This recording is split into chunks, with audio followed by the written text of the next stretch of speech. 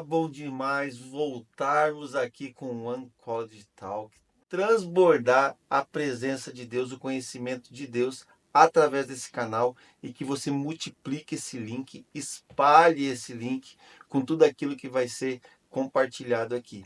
A gente tem como objetivo formar um colegiado, um exército forte de jovens cristãos sedentos pela palavra de Deus, pela presença de Deus, embasados pela palavra e totalmente conectados com a ciência, com a filosofia, com aquilo que nos cerca como manifestação e respaldo e confirmação de tudo que a palavra de Deus se manifesta. E para mim é uma alegria poder estar aqui com você e vamos junto, porque eu tenho certeza que vai ser mais um tempo muito bom esse ano também aqui no One College Talk. E temos aqui hoje um convidado muito especial, um parceiro, um amigo, um colega aí de profissão, né, já bastante caminhada de sala de aula, né, Edilson? Sim, com certeza. E estamos aqui, Edilson é um servo de Deus, um filho de Deus muito amado e uma referência aí no que diz respeito à filosofia, a autor de livros. Ele vai falar desses livros e nós vamos aqui hoje falar sobre filosofia, mais especificamente sobre a filosofia existencialista, que é a base dele, que é a base aí das obras que ele escreveu. Mas primeiramente vamos conversar um pouquinho, saber quem que é Edilson. Professor Edilson, obrigado pelo convite. Uma alegria ter você aqui com a gente. Seja bem-vindo. Ok, Fabiano, obrigado pelo convite. Prazer imenso estar com essa moçada linda aí, que nos acompanha o programa. Tenho certeza que vai ser um momento especial, desafios, um momento de reflexão e principalmente um momento da gente poder colocar o trem no trilho, para que a nossa caminhada possa estar embasada, primeiramente, na palavra de Deus, nesse amor tão grande pelo Senhor, mas também aquilo que nos propomos, né? Bons professores, bons alunos, filhos de Deus, aqueles que foram salvos em Cristo Jesus para uma nova vida.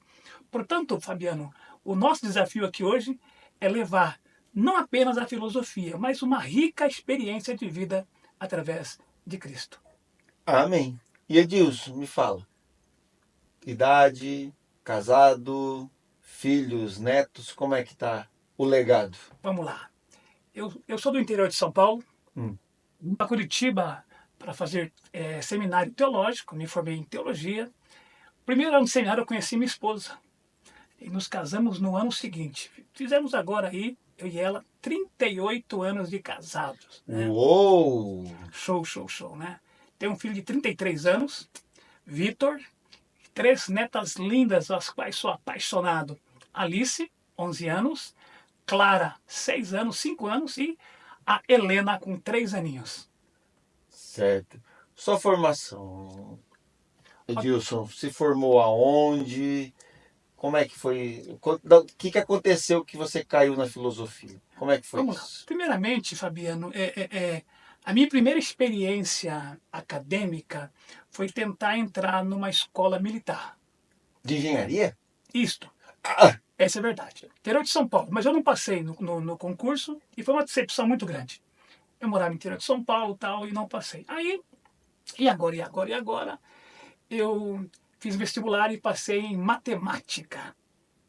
Né? Me inscrevi e tal, passei em matemática, passei muito bem, por sinal.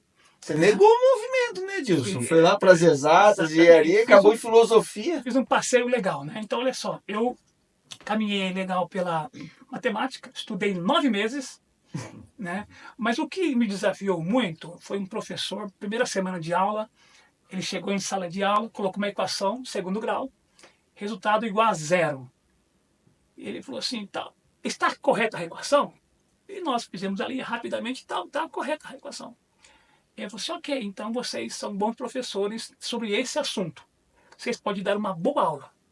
Ele entrou em sala de aula, ele não falou o nome dele e nem a disciplina, apenas a equação. E aí vocês são bons professores, já pode dar nesse assunto essa aula aí. Mas a pergunta agora é um desafio. O que é o zero?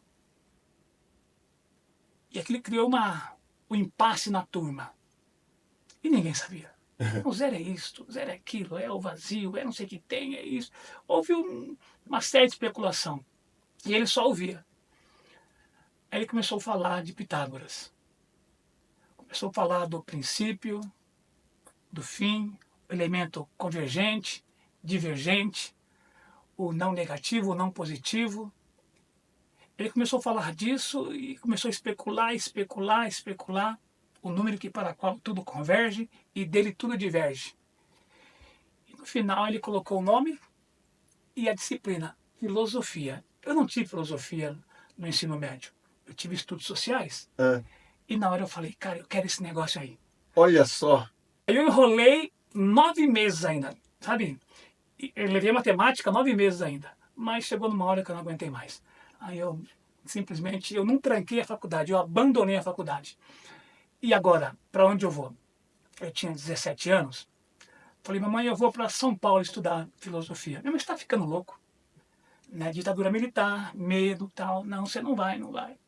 Conclusão, eu acabei vindo para Curitiba. Em Curitiba eu fiz teologia primeiro, né? Certo. Fiz teologia, caminhei no seminário, terminei o seminário, fui convidado para dar aula no seminário. Dei aula 7 anos no seminário e frente aos desafios, Fabiano, e uma coisa curiosa, né? Eu não sou formado em filosofia, Hum, sou formado em história. Então eu tenho teologia e história. E como é que aconteceu filosofia na minha vida? Como o curso de teologia é muito filosófico e história também, sim.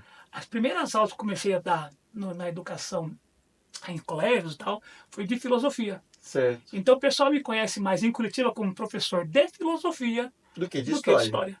História eu dei aula, dou e dou até hoje no interior do Paraná, dei muita aula de história, Uhum. mas sempre filosofia, sociologia e história. E eu agradeço demais ao curso de teologia que me abriu essa possibilidade tão linda, né? Porque o curso de teologia é um curso que me prepara exatamente para isso. Sim.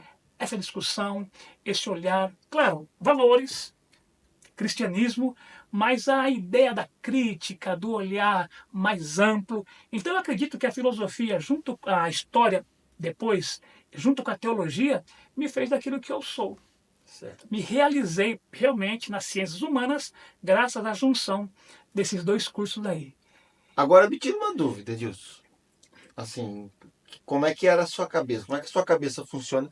E pode ter uma galera que tem umas crises tipo a sua. Uhum. Não é, assim, não é muito fácil encontrar quase engenheiro que vá para a história. Mas tem, né? É, é uma escola militar, é uma matemática, teologia. Aí foi para as humanas, né? História, e foi lecionar filosofia, sociologia. Qual que era a tua ideia quando você pensou em ser engenheiro e qual que era a tua ideia como carreira? Ok. Quando você foi fazer teologia, o que virou? Onde aconteceu essa virada de chave que você deixou de ser um engenheiro, um matemático e foi ser um teólogo? Então, a minha experiência, na verdade, no colégio, sou do interior de São Paulo, sou de Rancharia, uma pequena cidade interior de São Paulo. E o nosso desafio como aluno na época, eu lembro muito que professores pediam para que alunos também monitorassem turmas, ajudassem os outros. Eu sempre gostava das exatas. Então, para mim, sempre alunos com dificuldade em matemática. E eu auxiliava-os, Eu estou perplexo. né? Auxiliava-os naquilo, claro, dentro da disciplina daquele momento, daquele semestre, enfim, daquele bimestre com o professor. Eu pensei assim, cara, você é professor de matemática, Olha né? só. Você é matemática. Só que a grande questão é que na instituição, no colégio em si, o ensino médio, né, o antigo segundo grau, ciências humanas, elas eram muito pouco. Eu não tive história, então. Como eu disse, eu tive estudos sociais, Uhum. eu tive educação moral e cívica, né, e o SPB, OSPB, então, Organização Social Política política Brasileira. brasileira. E não tive sociologia e nem filosofia, e muito menos e história, né? Essa junção das disciplinas, ela deixou um vácuo, eu acredito, na minha vida enquanto conhecimento, Uhum. tá? Então, o que restava? Exatas. Ditadura militar, militar. Esse era um contexto de época, início dos anos 80, a minha caminhada aí e tal. Ok. Quando então eu descubro na faculdade de matemática a disciplina de filosofia, isso me deu um start. Opa, a paixão é para humanas, é filosofia. Aí, nesse sentido, como é que foi essa guinada então? Ela foi um processo. Tanto é que eu não larguei a faculdade de matemática. Eu levei 9 meses. Eu digo que foi um bebê sendo gerado. Então, 9 meses eu fiquei o quê? Lendo um pouco mais, pesquisando um pouco mais e vendo de fato ser aquilo. Aí o primeiro desafio, minha mãe não autorizou que eu fosse para São Paulo fazer filosofia. Uhum. Então eu teria que fazer o quê? Pensei, bom, e agora? Aí conversando com amigos, e uma coisa muito interessante é nesse processo que eu conheci a Cristo. Bem nesse processo de faculdade, início, carreira, Então, a busca por teologia, você já era cristão. eu já era cristão. Não foi uma busca acadêmica. Não, eu já era cristão. E aí, na igreja em que eu caminhava no interior de São Paulo, havia um grande desafio de formação de teólogos, educação cristã. E aí eu comecei a ter essa chama ministerial dentro de mim. Eu falei assim, puxa vida, então vamos preparar para isso. Se há um chamado, se há um propósito, né, ministerial, eu vou estudar para isto. Então eu deixei meio que de lado a ideia da filosofia e aí pensei, vou fazer um seminário teológico. Me inscrevi em vários, passei em todos. Uhum. E Curitiba para mim deu certo porque era um local que eu poderia trabalhar durante o dia, estudar à noite. Certo. Os outros eu seria regime de internato. Uhum. Né? E, infelizmente, eu não tinha recurso para pagar um seminário na época. Então, trabalhando, eu conseguiria fazer isso. Por isso que o deslocar para Curitiba para mim foi providencial. E eu creio, Fabiano, que foi realmente providência divina. Porque foi no seminário, ou nesse contexto de seminário, que eu conheci minha esposa. Então, nesse sentido, nós fizemos uma carreira meio que junto. Enquanto eu estava trabalhando com a teologia, voltada para a educação cristã, Uhum. ela trabalhava também só voltada para a educação infantil. Mas o seu vínculo com a teologia, Gilson, tinha algum projeto, alguma intenção de conduzir isso para uma vida exclusivamente ministerial? Sim, chamado pastoral. Tanto que a minha ideia era terminar o seminário, voltar para o interior de São Paulo. Para conduzir igreja, servir em Exatamente, algum ministério e exatamente. tudo mais. Esse era o desafio. Servir o corpo local de onde eu tinha saído. Certo. Né? Esse era o desafio inicial. Uhum. Ao chegar em Curitiba, conhecer Vera, aí a coisa deu uma mudada. Né? Aí eu fui incorporado numa igreja, Uhum. né? A dinâmica maior, a amplitude, cidade grande. Aí comecei a trabalhar com jovens, com a escola bíblica dominical, que virou uma paixão na minha vida. Fui coordenador de ensino, Uhum. coordenador no Paraná inteiro, escrevia muito material para a escola. Então tudo isso me ajudou a criar uma ferramenta acadêmica voltada para o ministério. Uhum. Então, a teologia a serviço do reino de Deus mesmo. Uhum. Então, nesse contexto, eu fiz o quê? Trabalhei como pastor auxiliar em uma igreja. Eu fui professor de seminário. Eu fui escritor de material para a escola bíblica dominicais. Eu fazia treinamento de professores, Sim. treinamento de pastores. Participei de pastoreio de pastores. Então foi um período muito, muito, muito, muito intenso na minha caminhada. Né? Plantei igrejas, né? Também em Curitiba. E tudo isso estava indo super bem. Até que nasceu meu filho. Quando o Vitor nasceu e começou a caminhada dele, a experiência dele, Vitor veio com alguns desafios já nessa fase de adolescência, quase adolescência ali, os seus 9 anos mais ou menos. O Vitor chegou para mim, um processo de crise na escola, e dizendo que na minha época era mais fácil. Eu falei assim, não filho, não existe época mais fácil. Cada época tem os seus próprios desafios. Uhum. Aí aquele jeito de criança, falou assim, então pai, faça um vestibular agora e passe. E eu falei assim, opa, eu fiz história. O Vitor te intimou mesmo. Me intimou. Me intimou. Né? Abusado, rapaz. Exatamente, ele era uma criança. Resultado, eu fiz vestibular, eu passei no vestibular, e aí, bora. E uma coisa muito curiosa é que assim que eu comecei a fazer a faculdade de História, no primeiro ano já, apareceram muitas aulas para mim. Todas elas de filosofia. Filosofia. Comecei a dar aula no Estado, terminei a faculdade, aí já apareceram N colégios mesmo. Aí a coisa começou a ganhar um corpo muito grande, né? Até que um colégio particular em Curitiba me convidou para dar aula. Eu fui, né? Era aquele ensino médio, primeiro ano, segundo ano, e o terceirão não, que era o desejo do professor, né? Dar aula em cursinho, né? Uhum. Aquele momento grande, era aula show, Uhum. auditórios lotados, né? Você não dava aula, você dava show, na Uhum. verdade, né? Esse era o contexto de algum tempo atrás. E eu queria muito isso. Mas na minha vida aconteceu muito rápido, Fabiano, isso, né? Um dia um diretor me ligou, Edilson, você quer dar aula no cursinho? Eu falei assim, quero, então é tua. Aí eu fiquei sabendo depois que a professora que dava aula de disciplina, ela tinha passado no mestrado e pediu para trocar o horário. E ele falou assim, não, nós não trocamos horário, nós trocamos o professor.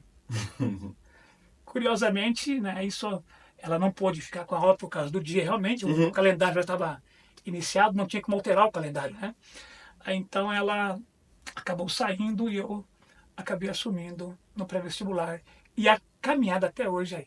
Be- Filosofia Filosofia em sala de em sala aula, de aula, formado em história, começando tudo lá em teologia em teologia. e passou ainda pelas exatas em engenharia. Exatamente. Pouquinho, viu? Bem Pouquinho, pouquinho. mas tudo bem. Então, É uma história interessante. Agora, Edilson, trazendo para um contexto de conteúdo. A filosofia ela não é uma ciência de estudo popular, né? Eu acho que até agora, até mais recente, a gente consegue ver filósofos sendo citados, a gente consegue ver programas de incentivo, né? Da galera conhecer um pouco mais da filosofia. Vamos lá para, sei lá, Aristóteles, Platão. ok. Dá uma pincelada. Começa lá a filosofia. O que essa galera fez? Por onde que eles passaram? Qual que era a ideia? O que eles foram construindo? Os cristãos. Tem uns cristãos que são mais famosos, que a gente talvez nem saiba que são cristãos, que a gente os conheça por filósofos, Uhum. mas nem saiba do seu vínculo com o cristianismo. Dá um pano de fundo, assim, uma resumida de como caminhou a filosofia desde seu início. Vamos lá. A primeira ideia da filosofia, isso é uma questão muito curiosa. Eu digo que a filosofia ela provoca um encantamento, né? É quando você... A palavra, inclusive, grega é tauma. Ela provoca um encantamento diante de algo muito grandioso. Eu chamo isso de é o grande uau! Que negócio é esse? Você está diante de uma coisa muito grandiosa. Eu falo, por exemplo, eu estou lá em Foz do Iguaçu, nas cataratas. Aquela dimensão tremenda, aquele movimento de águas e tal e tal. Aí eu paro perplexo dentro daquilo e grito: uau! Que é isso? Alguém poderia dizer: isso é água. Falei, cara, não pode ser só água. Porque se fosse água, eu pulava de cabeça lá embaixo. Um dia de calor, faria isso. Eu morreria na hora. Então não é só água. Poderia explicar pelo movimento ali e tal, né, as ondas e tal, criadas a partir das correntezas, as montanhas, enfim, poderia falar também sobre isso.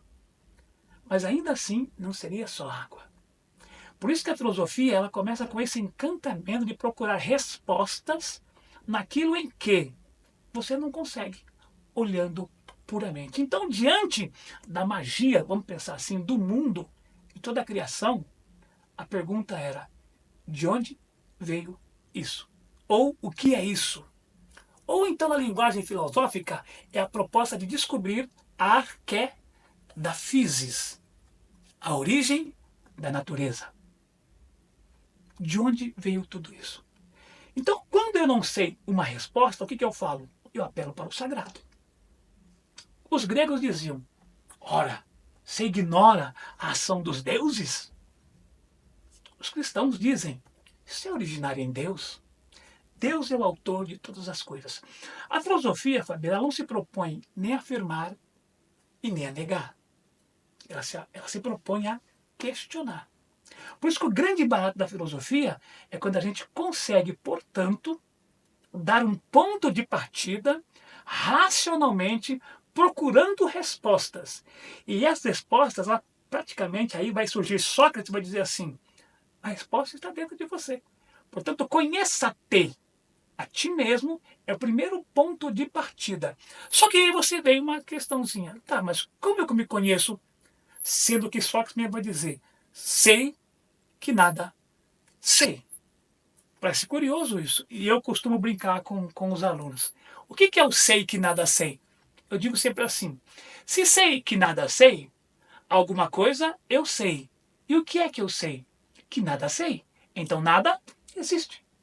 Se nada existe, por que eu digo, olha, tal coisa, aquela coisa ali, o que é aquilo ali? Ah, aquilo é nada. Mas se está ali, existe.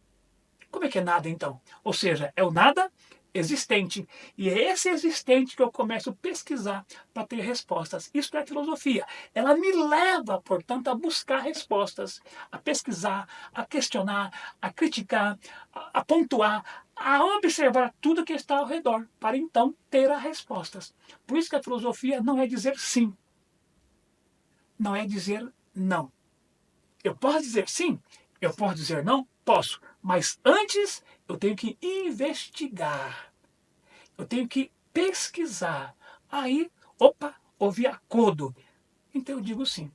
Não houve, está em desacordo. Então eu digo Não. não. É nesse contexto que vai surgir Sócrates, depois Platão, Aristóteles, que é a base da filosofia grega. Então você tem o Uhum. pai, Sócrates, os dois discípulos, Platão e Aristóteles. Chegando agora na Idade Média, você tem então a filosofia cristã, que há muito tempo, Fabiana, ela ficou relegada a uma filosofia de pouco caso. Por quê? Mexe muito com a fé. Você tem então o primeiro, que é Santo Agostinho. Santo Agostinho, para mim, é o célebre, porque ele vai retomar Platão, mas se Platão diz que tudo existe a partir de uma ideia, Santo Agostinho vai dizer, essa ideia é Deus. O mundo das ideias de Platão é o mundo Deus. Ô, Edilson, mas a angústia cristã de entender, de se conhecer a Deus, não casa com toda essa angústia da filosofia, de tentar, de perguntar, de ir atrás da resposta. Não tinha que ser, me pareceu assim, que isso estimularia o vínculo, né? E um parênteses, Santo Agostinho, para mim, ele é cristão, Sim, é o crente que mais ama a Bíblia. A forma como ele descreve a palavra de Deus é assim algo que me impressionou, né? E baseado no que você falou da filosofia, entendendo, pegando o gancho com o que é ser um cristão, uma vida cristã, conhecer a Deus, a minha identidade em Cristo, conhecer a ti mesmo. Poxa, eu vou buscar minha identidade em Cristo, vou me conhecer conhecendo o próprio Deus. Não tinha que ser assim uma junção fácil. vamos lá então. A própria história de Santo Agostinho, ela pode responder-nos isso. Santo Agostinho é professor de retórica, um bom professor. Os alunos me perguntam, professor Edilson, onde é que a gente encontraria Santo Agostinho no seu tempo? Eu olho, com certeza tomando um bom vinho em uma taberna, com certeza. Ele passou por um processo pessoal muito grave, muito triste. E ele entrou numa angústia tremenda, uma angústia terrível. Ele só chorava. O livro Confissões, inclusive, nos diz um pouco dessa história. E diante dessa crise profunda de querer respostas, não ter respostas para uma tragédia pessoal, fez com que ele, então, amargurado, fosse no seu jardim e ali chorava copiosamente. Diz ele que ouviu uma voz. Diz que é um ser angelical. E essa voz dizia muito forte no seu coração: a resposta está nas Escrituras. A resposta está nas Escrituras. Cara, na hora eu fiquei pensando sobre isso, eu falei assim, olha, a fé vem pelo ouvir. Uhum. Ouvir o quê? A palavra de Deus. Então a forma como Deus alcançou Santo Agostinho foi uma coisa muito tremenda. Resultado, ele corta o seminário, professor, e vai para a Bíblia. E quando ele, então, se debruça na Bíblia, ele não larga mais. Por isso a paixão pela Escritura. E me impressionou. Exatamente. É uma paixão tão grande que leva-o à seguinte ideia. A filosofia muda agora. Você quer compreender? Quero. Creia. Creia e você vai compreender. Por isso que, para Santo Agostinho, então, essa noção de todo conhecimento, ele está em uma pessoa. Platão dizia, teoria das ideias, mundo das ideias. Santo Agostinho vai dizer, teoria da iluminação. E quem é a iluminação? Ele vai dizer, quando Cristo abre o nosso entendimento. Portanto, para Santo Agostinho, para os cristãos, Cristo é aquele que ilumina todo homem à verdade das Escrituras. Por isso que a nossa base doutrinária, Fabiano, ela é uma pessoa. É Jesus. Eu posso ter a declaração de fé, eu posso ter a minha profissão de fé, eu posso frequentar uma comunidade religiosa, mas a pessoa base da doutrina cristã diz exatamente isto. Jesus. Princípio, ele é o verbo que estava com Deus e está em Deus. Então, o Santo Agostinho tão somente traz para essa realidade filosófica quem é Jesus. Ele é o verbo encarnado, ele é a palavra viva, ele é o Deus encarnado que possibilita ao homem ter essa iluminação. Portanto, se você está desconhecendo, o segredo é a Escritura. O segredo é Jesus. Aí ele vai citar Paulo, né? Nele está toda a plenitude, todo o conhecimento se encontra em Jesus. Por isso que Santo Agostinho muda radicalmente o conceito da filosofia. Lógico, Fabiano, que isso, lamentavelmente, foi criado na academia um desdém. Não no tempo de Agostinho. Uhum. O tempo de Agostinho, Idade Média, você ou cria ou você cria, não tinha outra opção. Ou você era cristão ou você era cristão. Sim. Né? Só que com o advento da modernidade, né, a ciência, então essa visão de Agostinho, ela entra em declínio. E aí a filosofia cristã passa a ser a filosofia mal vista.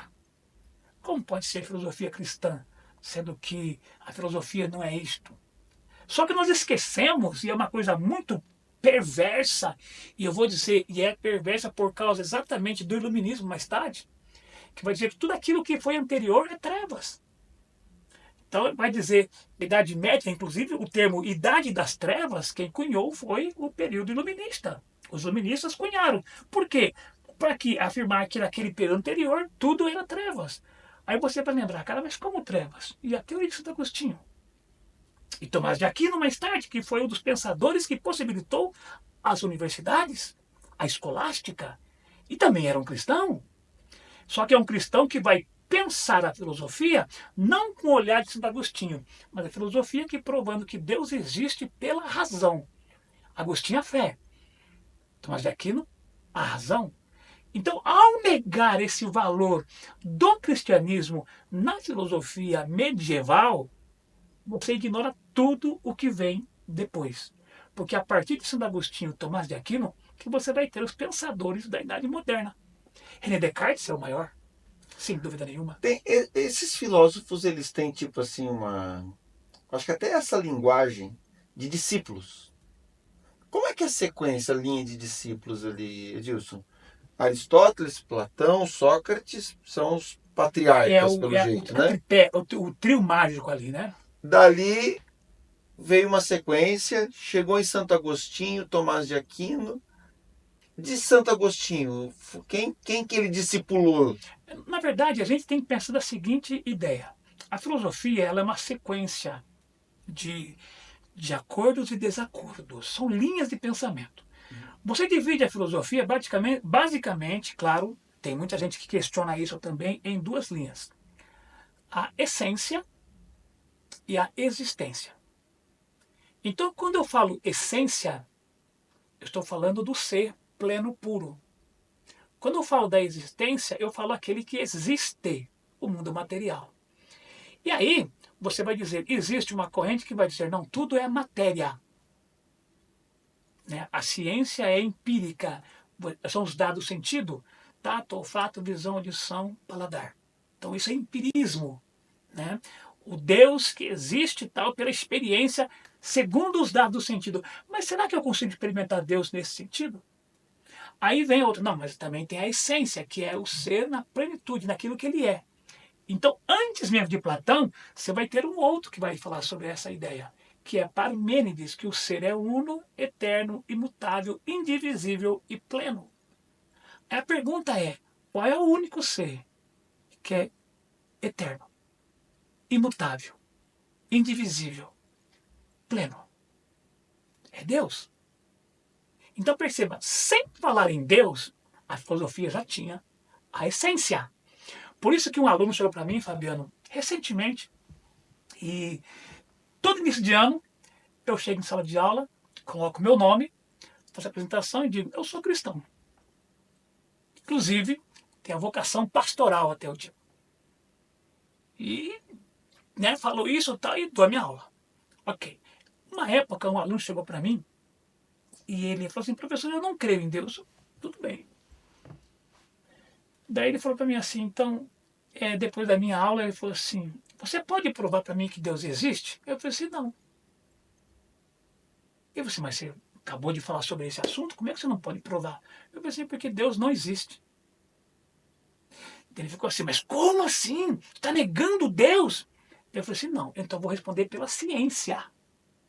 Nós estamos falando em ciência, então eu vou falar assim. E quando ele falou isso, era um intervalo, choveu de alunos, né? Quero ver o que esse cara vai falar agora. Eu falei assim, bom, pela ciência Deus não existe. Ele falou assim, não, mas peraí, você é crente, é cristão, como é que você nega?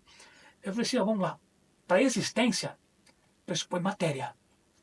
Eu existo. Essa caneca existe. É matéria, ok?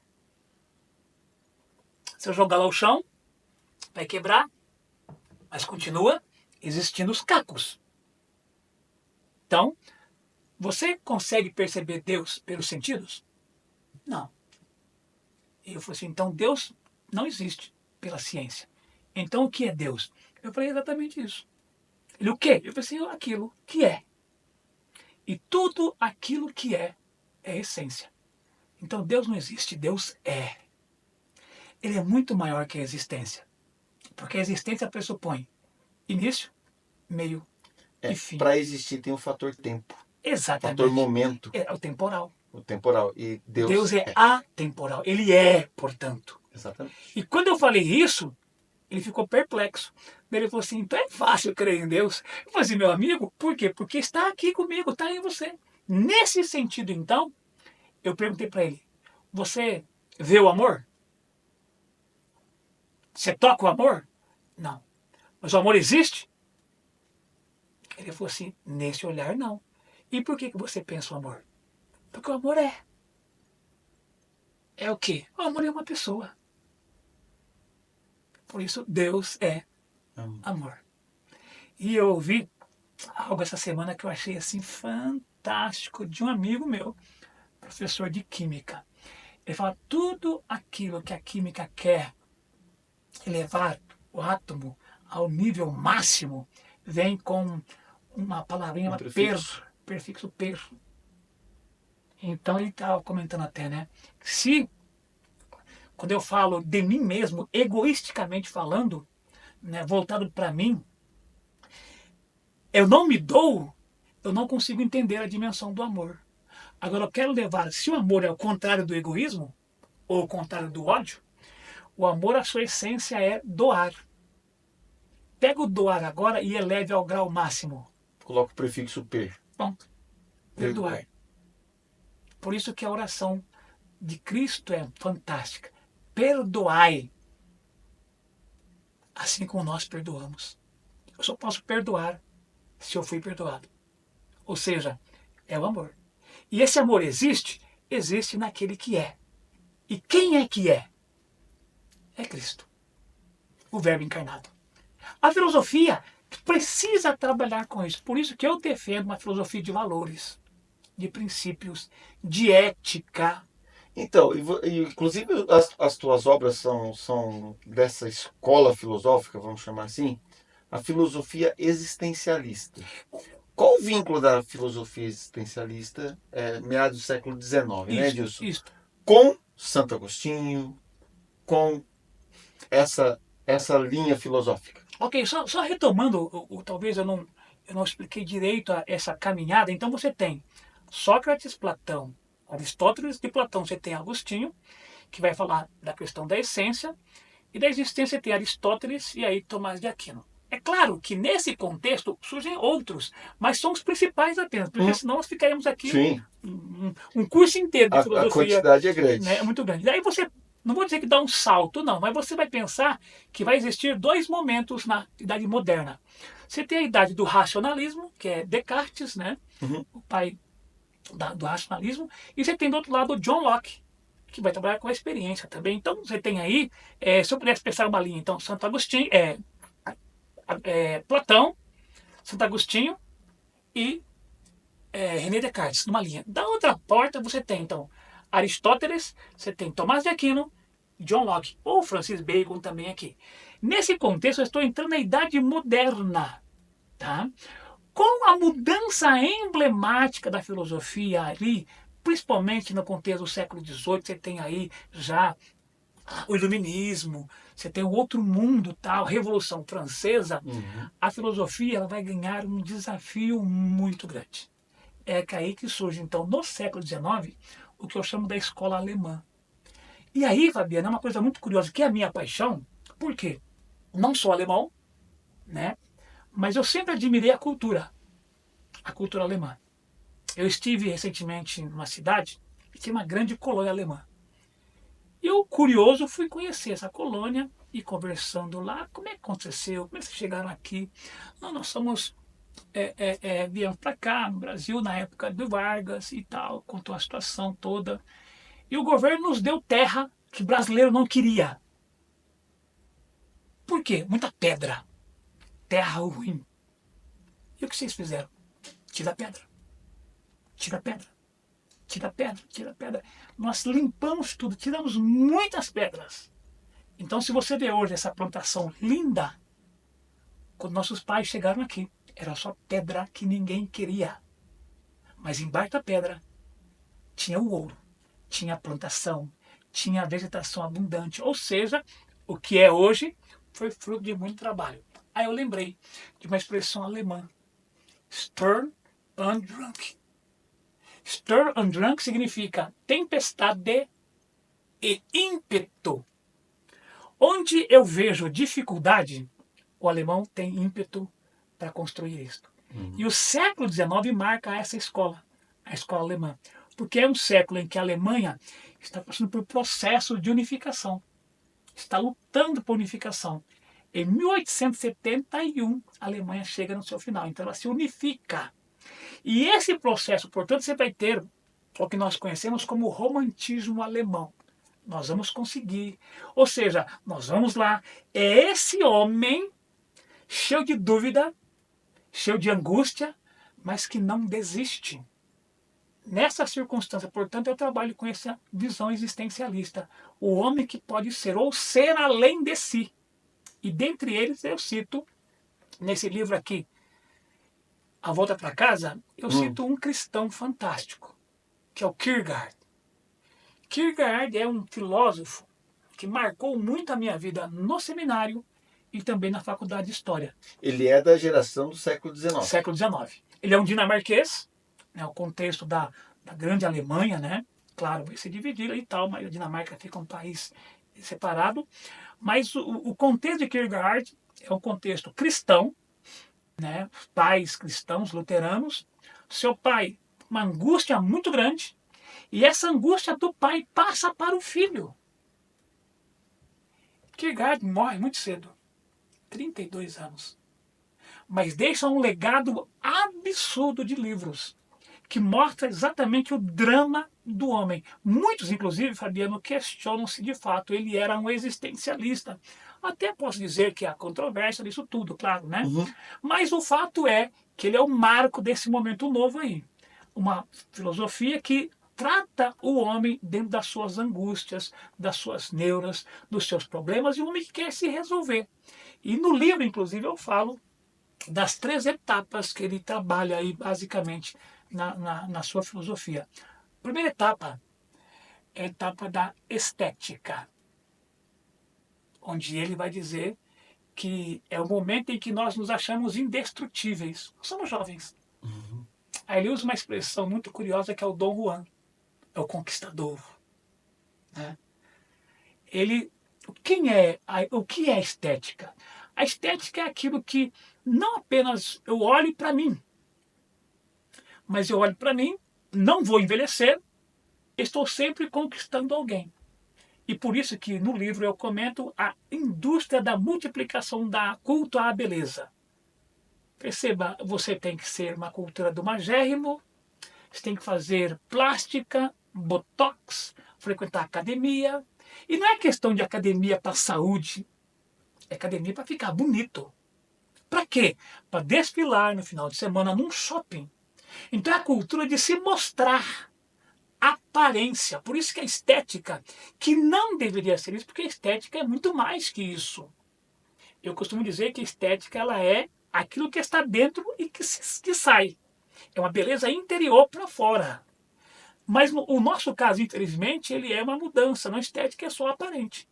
Então, dá-lhe reboco, dá-lhe pintura, dá-lhe cabelos. Né? Tá branco, vamos passar uma tinta aqui. E aí, tal, e assim, assado, né? E até curioso, estou com um chapéuzinho aqui.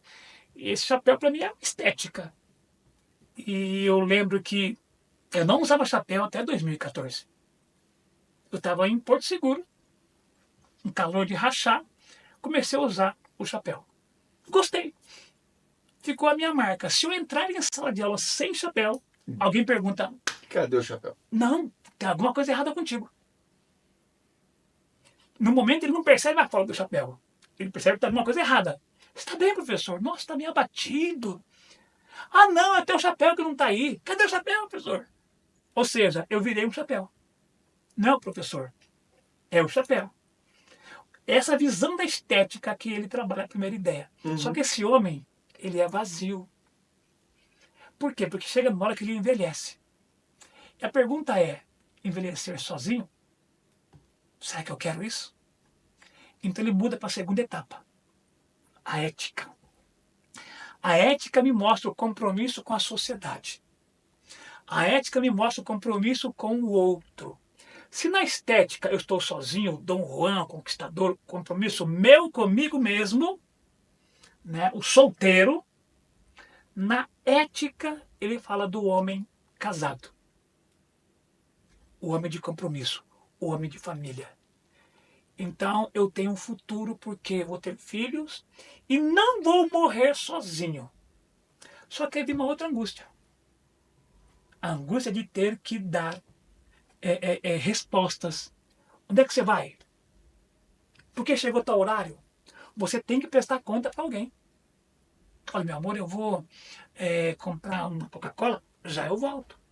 Por que você chegou tão tarde? Ou seja, na ética você está sempre dando conta da tua vida para alguém. Porque a ética me leva a isso. Por isso que eu tenho que pensar bem para agir melhor ainda. Mas no final eu continuo vazio. Porque solteiro, estava bem, morria sozinho. Casado, estou bem, morro com alguém, mas tenho vazio porque alguém me manda. Alguém me comanda. E seja a esposa, seja o filho, seja o patrão, seja a sociedade, seja o Estado, você está refém de uma estrutura. Aí a pergunta, tem solução? Aí ele fala a terceira etapa, que é o fim da vida. A história chama de última migalha. Eu falo, volta para casa. Porque é a época em que você volta para Deus. Ou seja, em Deus, esse homem, quer solteiro, quer casado, se encontra pleno. Não porque esse homem é pleno, mas porque o Deus pleno, uno, eterno, indivisível, imutável e pleno, habita nesse homem. Por isso que essa terceira etapa, que Kierkegaard chama de religiosidade, eu chamo mais que isso, eu chamo de espiritualidade. E aqui, você sabe o que significa a palavra entusiasmo? Estou entusiasmado!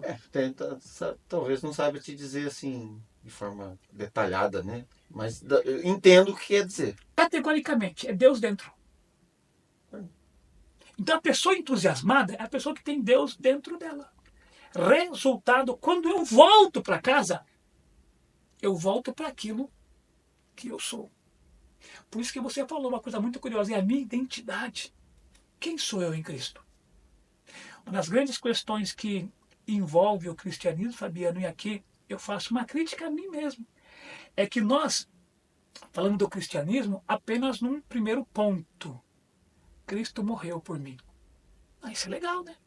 Saber que alguém morreu no meu lugar, isso é muito bom. Só que o outro lado, que é bom a gente dar ênfase, eu também morri. Então, quando eu creio também que não foi apenas a morte de Cristo, mas a minha morte com Cristo, aí o batismo simboliza isso, né? Mas o batismo da cruz é muito mais antes do que o batismo nas águas, aí você vai entender o que é a plenitude. Por essa razão que a plenitude desse homem, ao voltar para casa, é voltar para aquilo que Deus o criou. A pergunta que nós sempre nos dizem quando estamos na igreja, Deus tem um plano na tua vida. Cara, mas que plano é esse? Ah, não sei, você vai descobrir um dia. Voltar para casa é você voltar a entender, voltar a entender ou entender de fato o que Deus tem para você. Ô Gilson, a sua explicação sobre os pilares do filósofo que seguiu a tua obra tem um vínculo com a cronologia. Sim. Se eu volto para casa só no final, eu volto pro fim. Eu volto no fim, certo? Só que eu posso voltar para casa na minha adolescência, na minha juventude, Uhum. e não é o meu fim. Cabe nesses três pilares, nessas três, né, que é a estética, a ética e a espiritualidade, um retorno. Eu volto para casa, agora eu vou cuidar da ética depois de ter voltado para casa. E vou cuidar da minha aparência depois que eu voltei para casa. Tem esse retorno? Cabe isso? O importante é dizer o seguinte, a gente, cada etapa não é estanque. Parou aqui, acabou, morreu, a outra tal. Não, não é isso. Elas são intercambiáveis. Você entendeu? Você pode estar passando pelos três processos ao mesmo tempo. Por isso que não existe o fim em si. Mas o voltar para casa é quando você se descobre em quem você é, e aí tudo aquilo que você valorizava antes ganha um novo valor quando você coloca a ideia de Deus. Que daí eu acho que casa muito com o contexto da conversão. Mas não tenha dúvida, não tenha dúvida. Por isso que voltar para casa é esse princípio. Então, quem sou eu, esteticamente falando? Em Cristo, eu cuido do meu corpo. Eu sou o templo do Espírito Santo. Perfeito. Eu Vou me, preciso vou me cuidar. alimentar direito. Você não tenha dúvida. Nós vivemos até Vou para academia para saúde. Sim, sim. Né? Tem gente para academia para desfilar aí no verão na praia. Não, é para ter saúde. É caminhada. Inclusive, o ano passado eu fiz um regime muito sério tal. Perdi quase 30 quilos. Isso é saúde. Então você dá aula com mais vigor. Isso é mudança na estética. Mas isso foi possível porque houve uma reflexão. Você entendeu? Na ética. Essa ética nossa, eu gosto muito da ética cristã. Porque é a ética do servir. Eu não estou apenas na relação com a minha esposa manda em mim. Não, não é isso. Ou eu mando na minha esposa. Não, não é isso. Lembro, inclusive, até cito essa história. Quando eu houve a vontade de casar com Vera, eu fui na casa de um amigo meu, pastor Pedro, inclusive, muito querido. E Pedro falou para mim, você disse, por que você quer casar? E a minha resposta foi automática, porque eu quero ser feliz. Eu vou estar errado isso. Eu vou dizer, por quê? Porque você não é feliz. Então, não, eu sou feliz. Eu falei assim, mas você disse que quer casar para ser feliz? E ele disse, casamento não faz ninguém feliz. Pelo contrário, casamento é cobrança. Contas, filhos, mais despesas. Então, se você olhar para isso, é melhor ficar solteiro e morar com os pais. Não, mas eu quero casar. Mas nunca para ser feliz. E aí eu não sabia a resposta. E ele me ensinou. Eu não caso para ser feliz. Eu caso para fazer a minha esposa feliz. Então, se o Edilson faz a Vera feliz e Vera faz o Edilson feliz, o que acontece? O encaixe. Então, nesse ambiente da ética, não é prestar conta, mas é servir em amor. É estar em amor. Por isso, eu sirvo você.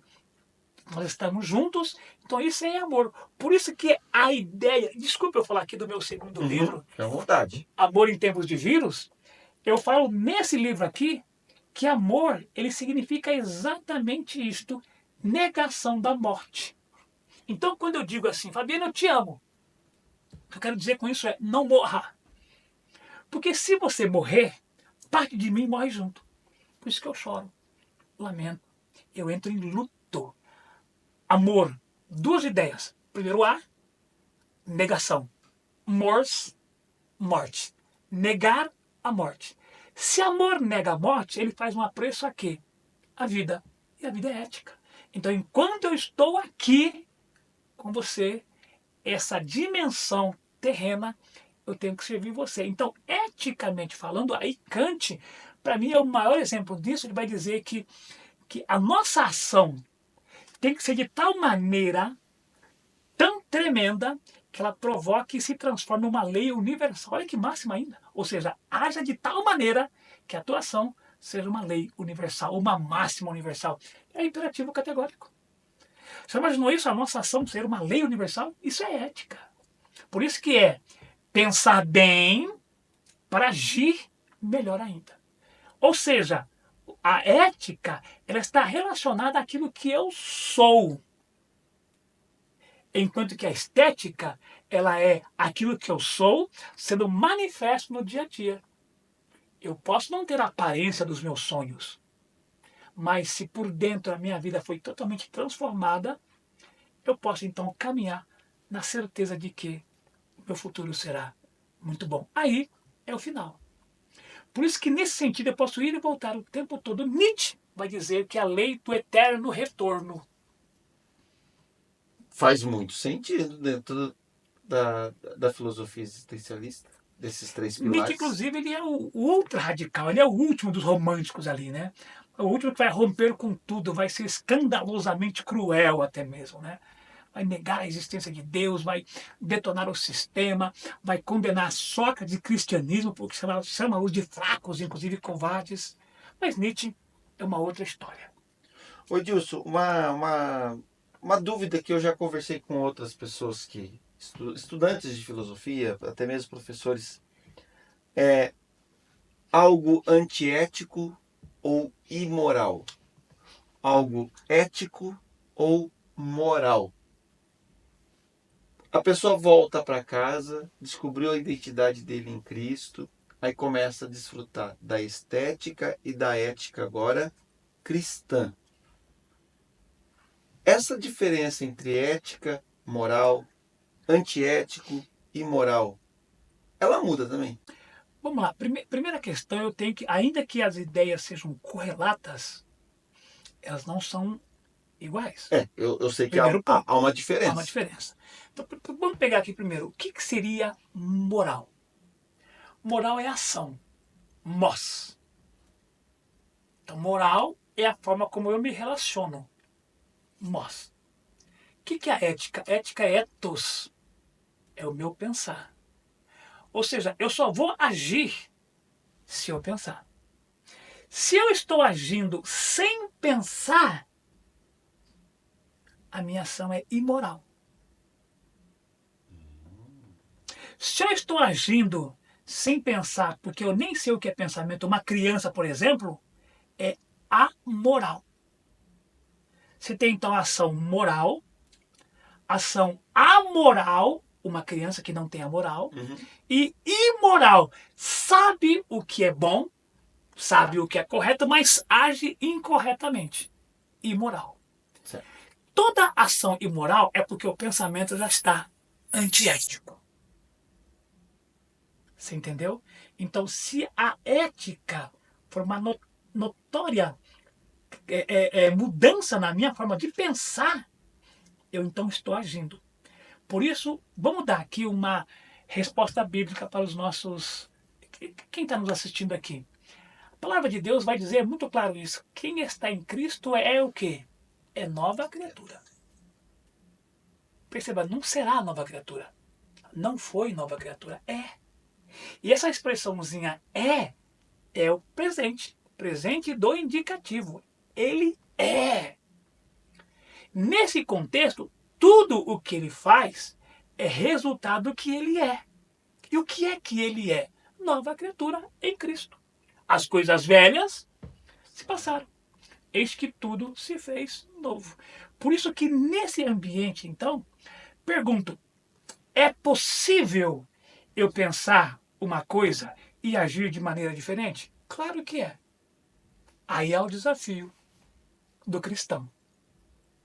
Agir segundo a palavra de Deus. Viver segundo Cristo. Aí não é fácil. E eu, assim, Edilson, pegando esse link, esse gancho, assim, volta para casa, faz a espiritualidade, recomeça a estética, a ética agora em Cristo. Não necessariamente. Entra numa metanoia, Mas não entra necessariamente. numa renovação de mente. Sim. Mudou a ética, Ok. a moral vai mudar. Com certeza.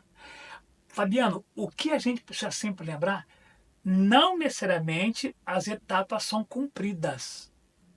Mas nunca se esqueça que a mudança começa pela mudança da mente. O Gabriel Pensador tem uma música que eu uso também em sala de aula, que é: o mundo muda quando a gente muda a mente. E quando a gente muda a mente, o mundo muda com a gente. Ou seja, a mudança nunca é fora. A mudança A mudança é dentro. dentro. Por isso que é a maior revolução. Charles de Gaulle, que dá nome ao aeroporto em Paris, inclusive, ele tem uma frase muito emblemática para dizer que a maior viagem do homem não foi a Lua. Nos anos 60, o homem chegou à Lua. Não foi. A maior viagem do homem é da mente para o coração. Ou seja, se essa pequena viagem não acontecer, eu não compreendi o que é ser nova criatura. Porque eu pergunto para você, se a palavra de Deus diz que eu sou nova criação, se a palavra de Deus diz, Paulo vai falar isto, porque eu, mediante a lei, morri para a lei a fim de viver para Deus. Já estou crucificado com Cristo. Ele não vai dizer eu estive crucificado com Cristo. Ele vai dizer eu já estou. É presente também. E vivo. Vivo quem? Não mais eu. Mas Cristo vive em mim. Então quem está dando aula lá é o Fabiano? É o Cristo É Cristo. vivendo em mim. É Cristo em você. Quem está aqui? Nós dois, Cristo em mim, Cristo em você. Por isso que Paulo vai dizer, Cristo em vós, esperança da glória. Então, esse Cristo em mim, esse Cristo em você, é capaz de fazer com que a gente esteja agindo, porque o nosso pensamento já foi transformado. Aí a palavra que você falou, conversão, metanoia, mudança de mente. E Edilson, pega a sua história. Você foi fazer teologia com toda uma proposta, uma intenção ministerial. Exato. As coisas foram te conduzindo para uma sala de aula. Fazendo uma reflexão, até para a gente poder caminhar para o nosso encerramento. Você se sente que perdeu aquilo que você pensou em fazer ministerialmente quando você foi para a sala de aula? Tipo, você separou esses dois mundos? Ou você conseguiu perceber, viver o que você planejava fazer como igreja, numa instituição igreja, você pôde fazer em sala de aula? Ainda mais com esse assunto, filosofia, que para mim é tudo muito casado. Você sem querer, você falando do conteúdo, você vai transbordar verdades bíblicas. Você citando filósofos, você vai transbordar valores de Deus na hora que você ensina esse conteúdo. Como é que você se enxerga nisso? Hoje você está encerrando carreira, Você achou que ficou fora ou você sempre se viu dentro do processo ministerial, mesmo em sala de aula? Eu digo que a minha história ela é uma história que Deus traçou de alguma maneira, traçou de alguma maneira, não, traçou mesmo. E nesse sentido, a minha caminhada é muito curiosa, né? Então eu entendo perfeitamente os objetivos que me fizeram chegar a Curitiba, a minha vocação ministerial e também esse ato. Depois do curso de teologia, Fabiano, eu mergulhei no mundo institucional, numa igreja, no ministério. Eu fui coordenador de jovens, eu fui coordenador de escola dominical, eu fui coordenador de educação, trabalhei em conselhos, fui diretor de ensino. O que você puder pensar dentro de uma instituição religiosa, eu fui. Dei palestra no Paraná inteiro, Brasil, aí congressos, grandes congressos, já estava lá dando palestras. Foi um tempo muito bom. Ok, para mim o curso de História ele veio para completar, mas foi curioso, parecia uma ruptura, parecia no começo. Então aquele Edilson cansado, decepcionado com pessoas, eu tenho claro isso, não é com Deus, com pessoas, automaticamente eu fui me pondo de lado em relação ao ministério. Quem sabe é uma nova carreira. Já que eu queria ganhar o mundo pela fé, quem sabe agora eu posso ganhar esse mundo dentro de uma sala de aula, como professor, um salário, enfim. A vida de fé, saudável, boa, sim, mas agora vamos caminhar para uma outra etapa. Então, nessa segunda etapa, Fabiano, eu dizia que a minha sala de aula era o meu púlpito. Né? Claro que eu estava dando aula, mas era muito comum alguém chegar assim, nossa, me senti num culto hoje. Eu dizia, Eu imagino, dependendo do aí, filósofo que você estiver falando. exatamente. Aí o cara falou assim, mas eu preguei hoje? Não, prof. Não, você explicou sobre Deus como eu nunca vi na minha vida. E eu ficava feliz com isso. Então eu pude desenvolver o ministério não dentro de quatro paredes de uma igreja. E lembro muito da frase que meu filho usa e passou para mim que eu acompanho. Eu tenho essa frase aí como uma das frases que norteiam a minha caminhada. Igreja não tem quatro paredes. Igreja tem duas pernas, as minhas e as tuas. Ou seja, à medida que eu estou indo, prega o evangelho. Pega como, vou falar a palavra, abrir a Bíblia, pega aquilo que você é. Os teus atos falam muito mais do que a sua palavra. Então eu procurava ser o melhor professor, o melhor amigo. E para mim aquele ambiente foi fantástico. Eu não posso negar. Viajava toda semana, segunda a sexta, aquela correria de estrada, você sabe disso? E para cima e para baixo, mas uma voz interior começou a dizer: e voltar para casa? Como é que vai ser? Eu não te trouxe para Curitiba para isso. Quando é que você vai? Mas aqui você não, é coisa da minha cabeça. Estava ganhando bem. Ah, isso é coisa da minha cabeça. E eu ali, mergulhado em cursinho, um bom salário. Chegou numa época, Fabiano, que eu achava que eu era muito bom. Cara, eu sou muito bom naquilo que eu faço. Deus me deu um talento. Eu resolvi trabalhar com palestra. Foi melhor ainda, cara. Montei um curso. Vendi esse curso inteiro de São Paulo para advogadas, psicólogas. E comecei a ganhar dinheiro. Uma palestra, falei assim, nossa, palestra dá grana. E aí surgiu a ideia do livro. Nossa, vou vender meu livro, vai sair o livro, vou vender, vou dar palestra. Eu vou ser o novo Mário Sérgio Cortella. Né? Eu vou aí encher auditório e tal, vai ser tremendo, ainda mais com a visão cristã. Nossa, vai ser um pastor, filósofo, pastor, sei lá o que seja. Tudo aqui na minha cabeça. E eu então rompi com o cursinho. Vou viver de palestra. Veio a pandemia. Foi-se o projeto. Foi-se tudo. Agenda fechadinha? Esqueça. E eu não estava preparado para o mundo virtual. E nesse contexto, eu lembro de um amigo que me ligou. Um professor muito querido. Você, Edilson, você é pastor, né? Sim, sim. Não posso negar. Por favor, me dê esperança. Edilson, estou com medo de morrer. me dê esperança. Eu estava com 4, eu cheguei a dar 64 aulas por semana. Estava com 4. Então, pensa, o salário despencou lá embaixo, né? Me dê esperança. Me dê esperança. E eu gravei um vídeo. Ele passou esse vídeo para uma pessoa, que passou para outra, que passou para outra. Aí começaram a me ligar. Ô Deus, fala mais sobre isso pra gente.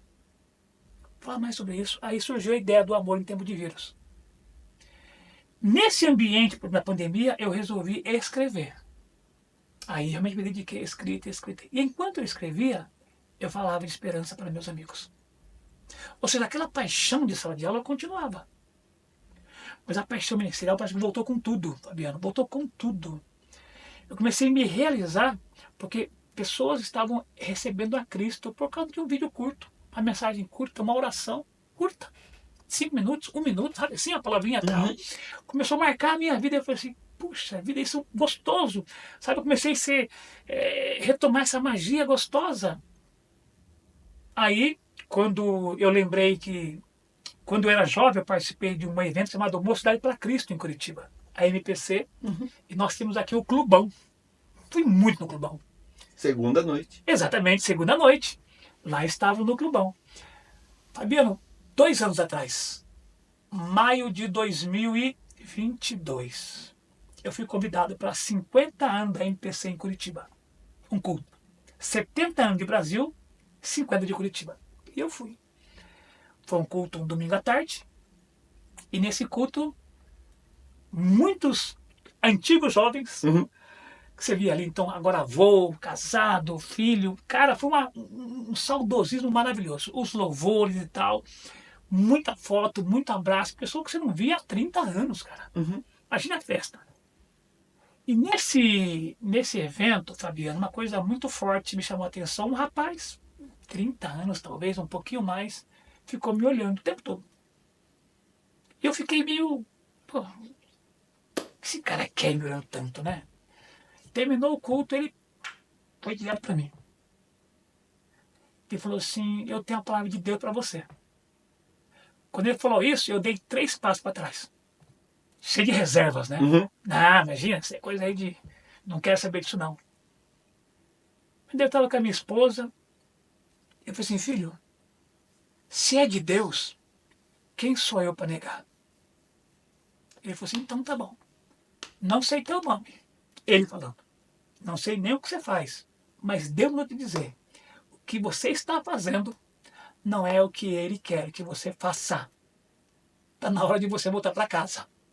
Quero o nome do meu livro. Eu fiquei falando assim, eu olhei para minha esposa, ela me olhou e nós estávamos orando sobre isso. Tá.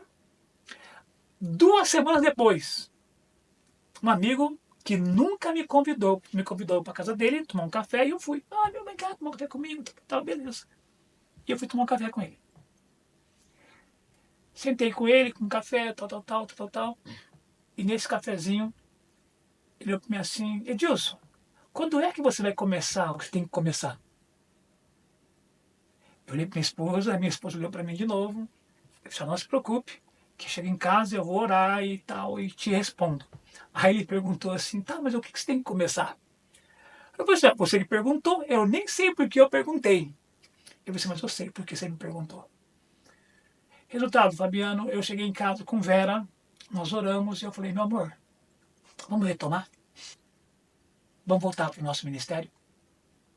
Eu sou professor, já estava dando aula de novo, voltei a dar aula de novo no interior. Passei só 2020 ali, sem aula, mas 2021 já voltei para a sala de aula. Vamos voltar. Estava carregado de aula, mas quando? Eu falei assim, não sei, vamos dar um dia. Nós temos tanta coisa para ensinar, Vera. Como é que vai ser? Eu falei assim, vamos em casa. A gente faz um grupinho de estudo bíblico com nossos amigos. Frequentando uma igreja. Vamos aqui. Vamos montar um grupo familiar? Não sei, vamos montar um grupo. Vamos convidar amigos para estar com a gente? Eu falei assim, vamos então. Primeira reunião tinha 8 pessoas, Fabiano. Eu e ela mais 6. Na segunda, 7, 5, 6, 7. Assim, o número não passava de 8, porque as cadeiras de casa. Aí veio o inverno em Curitiba, Vera fazia uma sopa muito gostosa.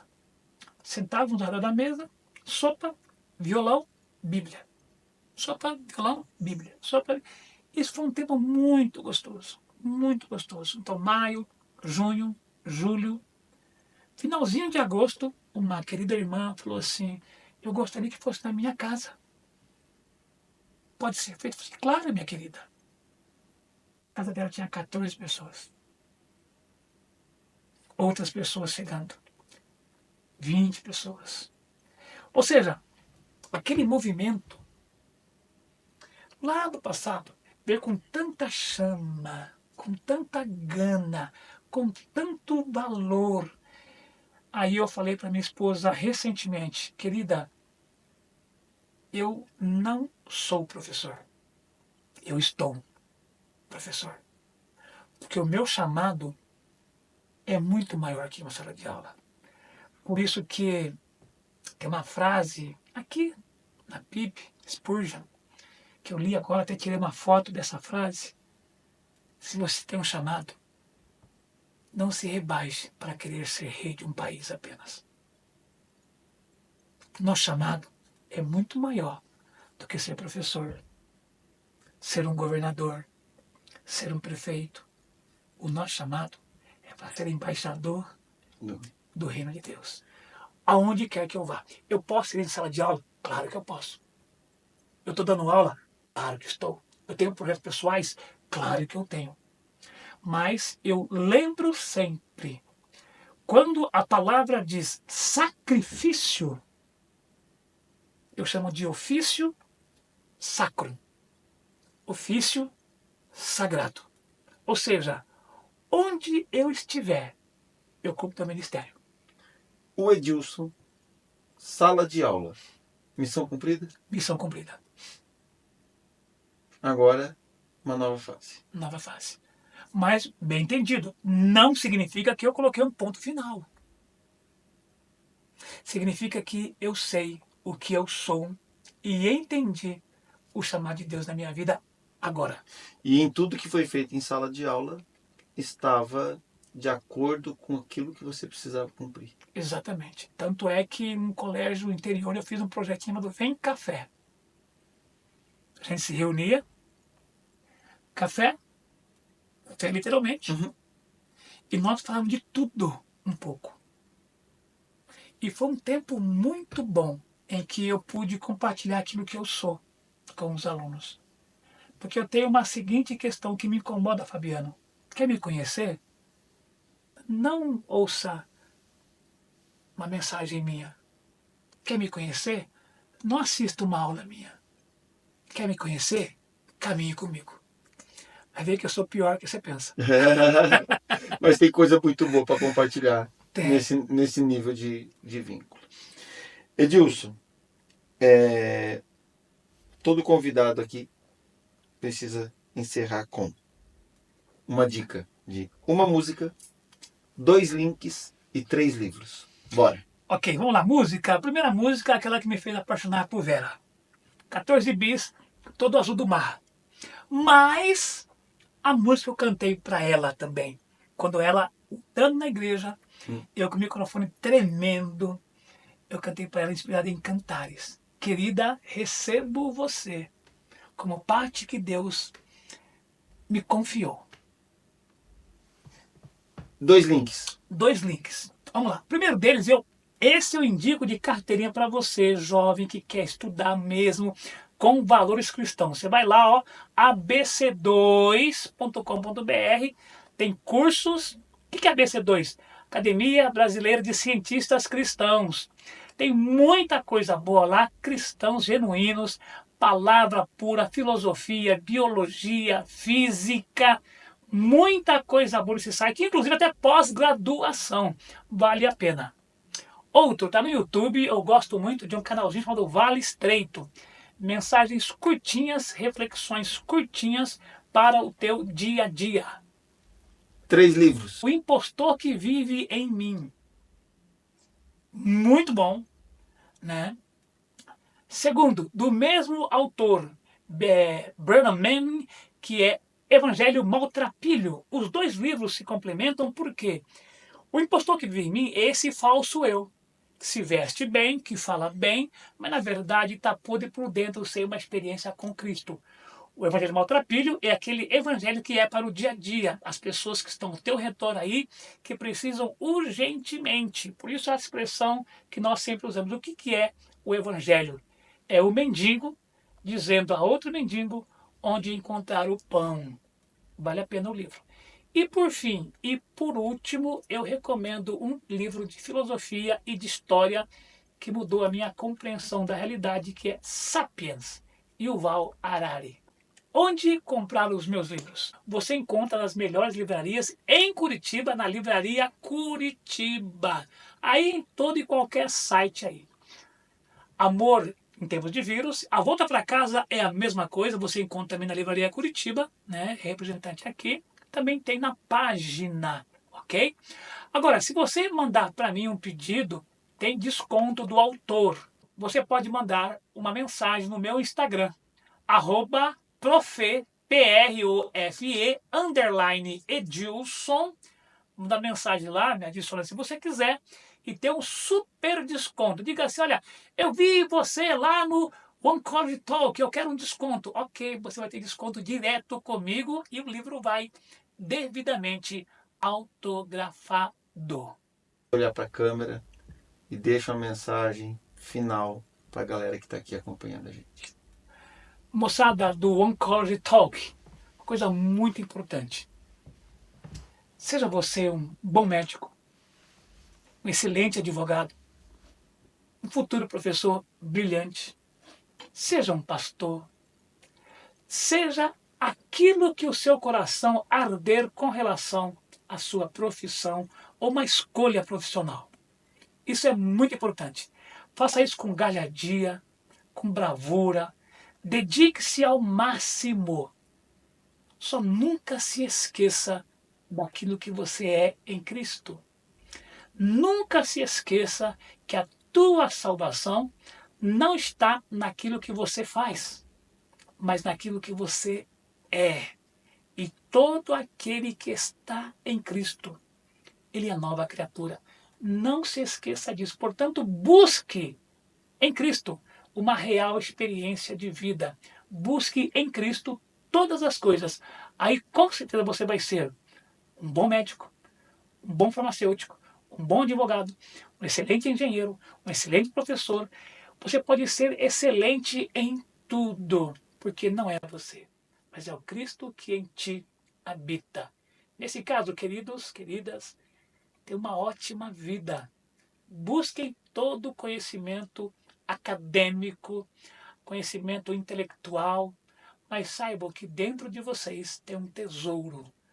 Tesouro esse em vasos de barro que nós somos. Esse tesouro é Jesus. Amém. Edilson, obrigado mais uma vez pela sua presença, por ter atendido o convite. Obrigado pela sua história. Obrigado por tudo que você já fez no reino. Obrigado por tudo que você já fez na educação. E obrigado por estar sempre aí seguindo aquilo que Deus tem para sua vida. Que você transborde, caminhe sempre aí, glorificando a Deus em tudo que você fizer. Galerinha, sempre muito bom estar aqui, né? Muito gostoso estar aqui. Espero que você curta o nosso canal, aperta o joinha aí, certo? E espalhe esse link, chama geral para assistir, para aprender. E semana que vem estaremos aqui com mais um One College Talk. Um grande abraço. Tchau!